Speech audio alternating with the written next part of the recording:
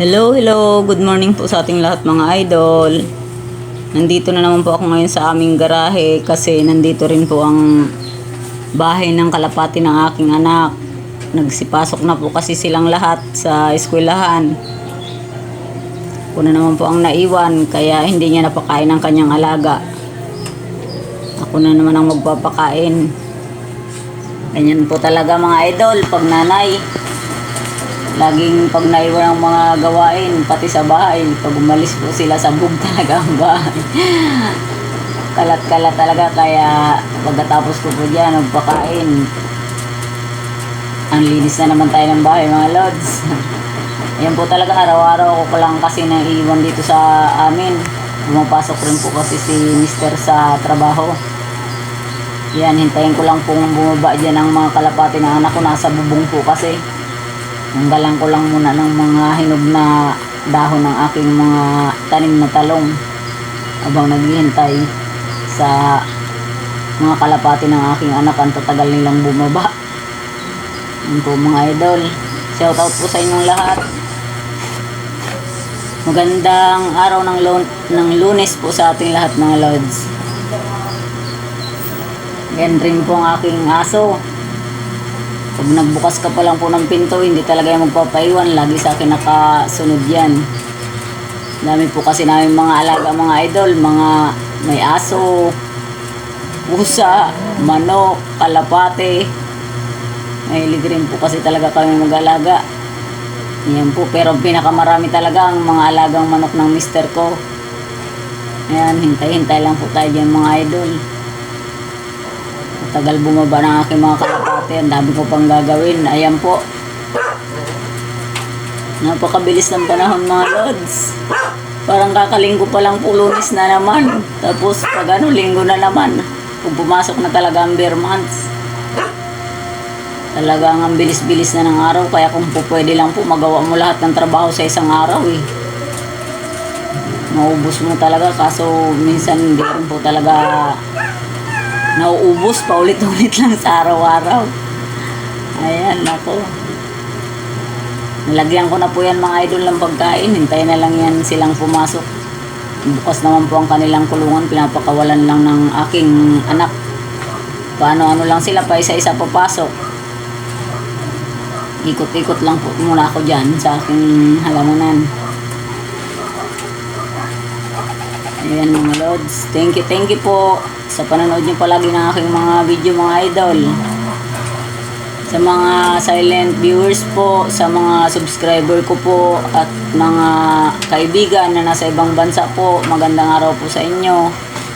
Yung mga OFW, ingat-ingat po kayo dyan lagi mga idol. Maraming salamat po sa inyo palagi. Yan po mga idol. Tapos na ako makapagpakain ng kalapati ng aking anak. Hintayin ko na lang po silang magsipasok. Ikot-ikot muna po tayo dito sa ating garden. Ayan, napakakapal na po ng aking saluyot. Ito po ang aking nabuhay na nag-iisang kamyas. Malaki na rin siya. Ito po tayo. Bisitahin natin aking halamanan.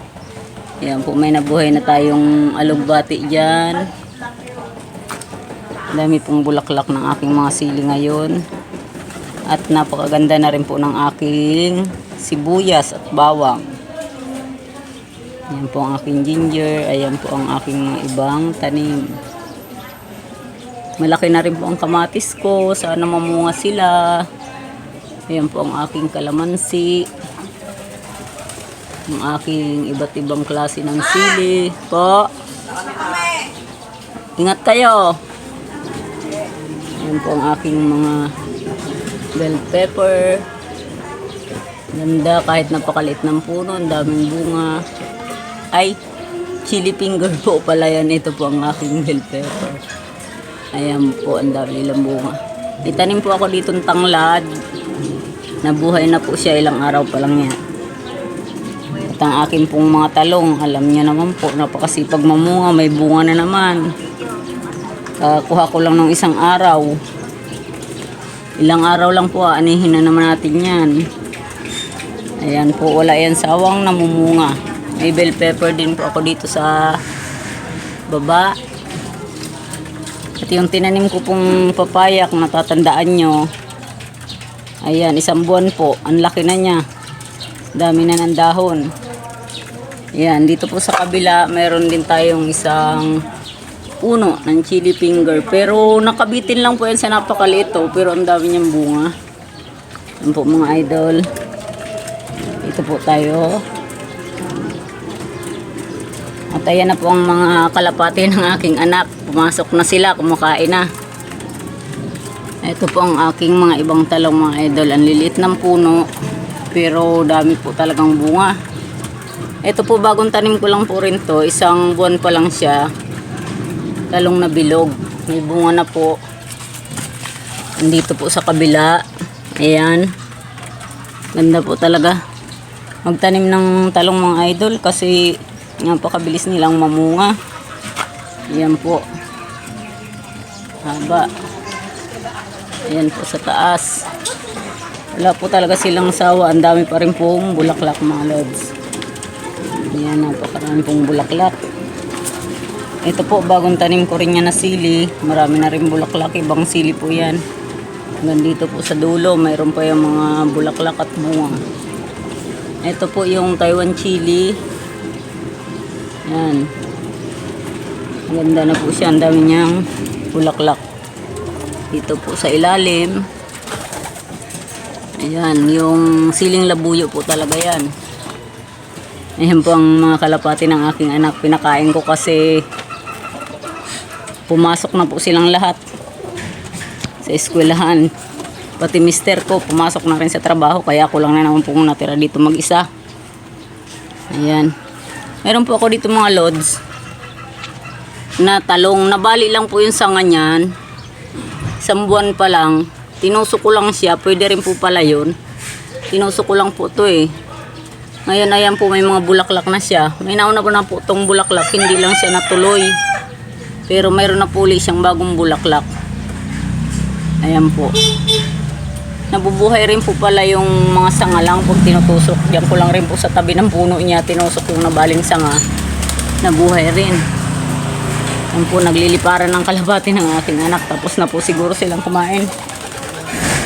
Yan ang ating mga tanim.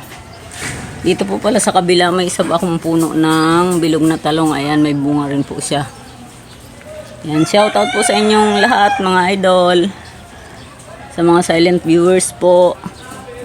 Sa mga bagong subscriber ko po. Salamat sa inyong lahat sa suporta. Kahit po napakaliit pa ng aking bahay, sinusuportahan niyo po ako. Ito pong aking luya mga idol. Tingin ko po pag natuyo ang dahon yan, pwede nang anihin. Ayan po. Have a nice Monday po sa inyong lahat. Hanggang dito na lang po muna ang aking video mga idol. Maraming salamat po sa panonood.